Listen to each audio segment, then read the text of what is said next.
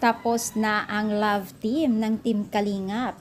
So, gaano nga ba katotoo yan? So, bago natin ipagpatuloy ang ating pag-support na this video, kung bago ka pa lang sa aking channel, please subscribe, like, and pakit na rin po natin guys ang notification bell upang ma-update po tayo tuwing ako pinag-upload patungkol sa Team Kalingap. And please support po natin ang buong Team Kalingap, lalong-lalo na po kila Kalingap Rab at Kuya Bal.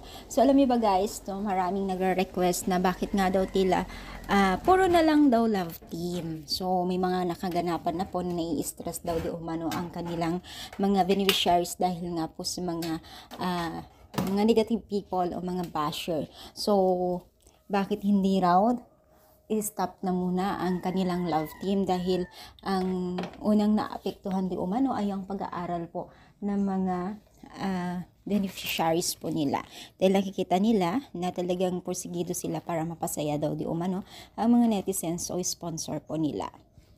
So guys, option lang naman po yan, di ba? So, baga technique yan ng Team Kalingap upang hindi rin maboring po ang mga netizens o taga-supporters nila na nanonood. So, kung yung basher po ay talagang ano po yan, normal na po yan kahit wala pong love team, asahan natin andyan din po yung mga basher. So kung may love team man o wala ay andun pa rin po ang mga basher. Kaya masasabi ko okay lang na may love team kasi ganun din naman mangyayari, magkakaroon pa rin po ng mga basher mga yan kahit walang love team, diba? Alam naman na natin yan, naganapan nung wala pang love team, marami pa rin pong nababash po na beneficiaries, diba?